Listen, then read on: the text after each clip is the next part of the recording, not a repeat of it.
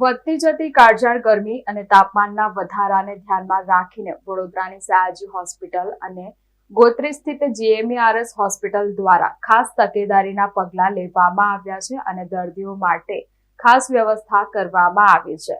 SSG hospital બાદ હવે ગોત્રી હોસ્પિટલમાં પણ હીટ સ્ટ્રોકના દર્દીઓ માટે અલાયદો વોર્ડ શરૂ કરવામાં આવ્યો છે। વડોદરામાં લૂના રોજ 15 દર્દીઓ સારવાર માટે પહોંચે છે, ત્યારે સયાજી અને ગોત્રી હોસ્પિટલમાં 30 બેડની ખાસ વ્યવસ્થા ઊભી કરવામાં આવી છે। હોસ્પિટલોમાં હીટ સ્ટ્રોક દર્દીઓ માટે અલગ વોર્ડ શરૂ કરવામાં આવ્યા છે। સયાજી હોસ્પિટલમાં રોજ 10 દર્દીઓ સારવાર માટે આવે છે। ગોત્રી હોસ્પિટલમાં છેલ્લા 15 દિવસમાં 2 દર્દી દાખલ થયા છે। દર્દીઓ માટે 50 થી વધુ કુલરની વ્યવસ્થા હોસ્પિટલોમાં કરવામાં આવી છે। ગરમીથી બચાવવા હોસ્પિટલ તંત્ર દ્વારા ખાસ તૈયારીઓ શરૂ કરવામાં આવી છે। આ PIU દ્વારા અમારા ઇલેક્ટ્રિક વિભાગ દ્વારા મેન્ટેન કરવામાં આવે છે અને PIU ઇલેક્ટ્રિક દ્વારા આની કાર્યવાહી ચાલુ જ છે।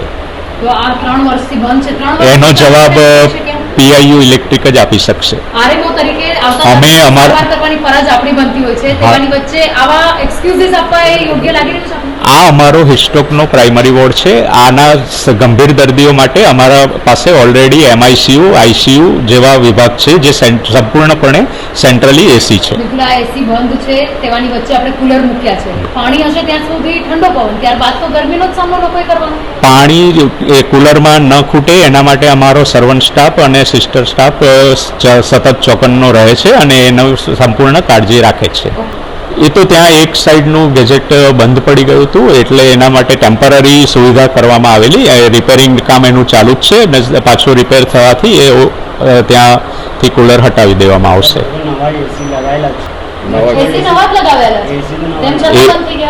હવે એનું જે બી મેં કીધું એમ એનું સંપૂર્ણ જાળવણી અમારા PIU ઇલેક્ટ્રિક દ્વારા કરવામાં આવતી હોય છે અને એનો જવાબ એ લોકો જ આપી શકશે।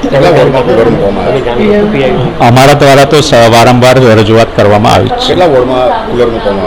અમારે ત્યાં હાલમાં અમે 50 કુલરનો ઓર્ડર આપ્યો છે, ભાડે લીધેલ છે અને એ અમે જુદા જુદા વિભાગમાં, જેમ કે અમારું આ હીટ સ્ટ્રોક વોર્ડ અને જ્યાં જ્યાં પણ દર્દીઓને ગરમીનો સામનો કરવો પડે, જેમ કે અમારા મેડિસિન વોર્ડ, સર્જિકલ વોર્ડ, કેદી વોર્ડ, તાત્કાલિક સારવાર વિભાગ, ત્યાં બધી જગ્યાએ આ કુલર મૂકવામાં આવશે।